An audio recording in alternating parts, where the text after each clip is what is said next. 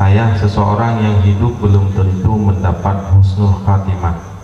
Bagaimana kita mendapatkan husnul khatimah, ayah? Dan apakah ada sholat sunat husnul khatimah? Nah, mohon pencerahannya.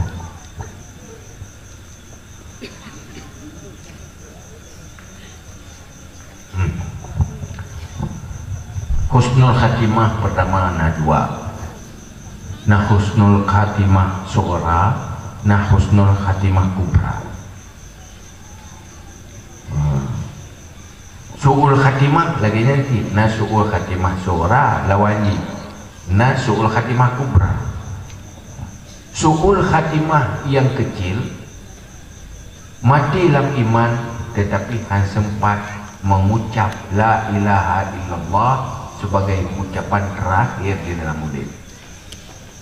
Tapi dalam iman husnul khatimah. Tapi husnul khatimah ubud. Menyusul khatimah ubud. Mati dalam iman tapi han merempak ke la ilaha illallah. Suul khatimah yang beraya, dua khatimah yang raya, mati di luar iman dan untuk selama-lamanya dalam neraka.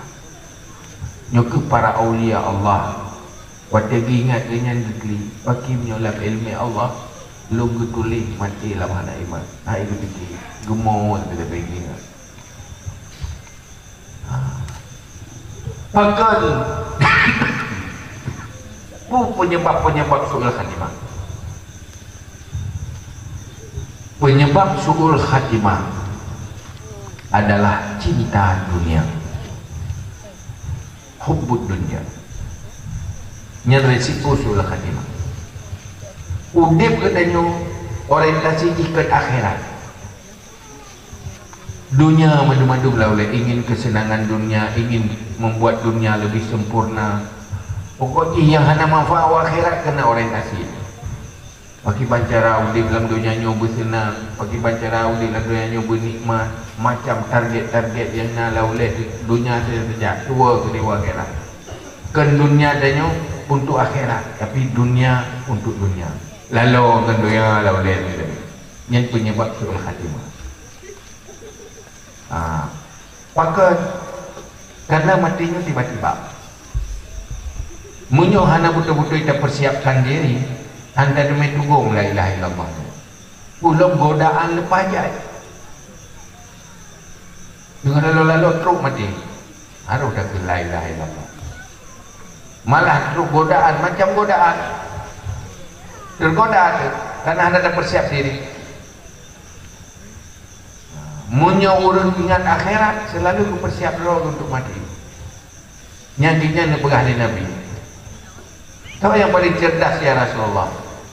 Manusia paling cerdas adalah manusia yang selalu ingat mati dan mempersiapkan diri untuk setelah mati. Nyan orang yang cerdas. Maka langkah pertama, orientasi udip harus akhirat, baik dunia, baik dunia akhirat nanti. Yang bahasa lain itu zuhud adalah sebab utama untuk husnul khatimah. Zuhud, kencinta dunia.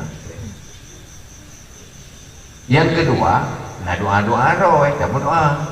Lebih doa. Ya Allah, Nabi lu berhusnul khatimah. Tim alaina wa tim ajalana bi husnil khatimah. Wala taktim alaina bi su'il khatimah. Doa-doa lagi ya. Oleh selalu dalam zikir. Bersering zikir la ilaha illallah. La ilaha illallah yang berbasah dengan la ilaha illallah lidah terus menerus. Ini adalah cara untuk menjaga besok il khatimah. Karena juga an-nasu mata ala ma'asya alih wa asya ala ma mata alih. Pagi ban mati kita yang tergantung pagi ban udip. Pagi ban udip kita yang tergantung pagi ban mati. Munyo udip yang baik akan mati baik. Munyo udip tidak baik, mati juga tidak baik. Maka orang yang terjadi mati dalam kehidupan yang tidak baik itu mati tidak baik. Di saat kita dengan jalani kehidupan yang terbaik, insaf, sadar dalam ibadah, di saatnya mati, insya Allah matinya akan baik. Tapi di saat dia tengah lalu hinan mati, itu mati tidak bah. Untuk memastikan mati di dalam kebaikan, pastikan hidup di dalam kebaikan, supaya kematian yang terjadi di dalam hidup yang sedang baik. Maka orang dia lalu-lalu takut terus mati, yang berbahaya sekali, yang resiko suul khatimah. Sembahyang sunat khusus hanya hana lu tepuilung husnul khatimah. Sembahyang sunat biasa teman yang dengan sembahyangnya dengan ibadat umum ibadah, dan selalu ingat akhirat, ingat ke Allah. Ini yang paling efektif untuk menjaga husnul khatimah. Makalah sembahyang sunat hana ilmu tentang sunat khusus husnul khatimah.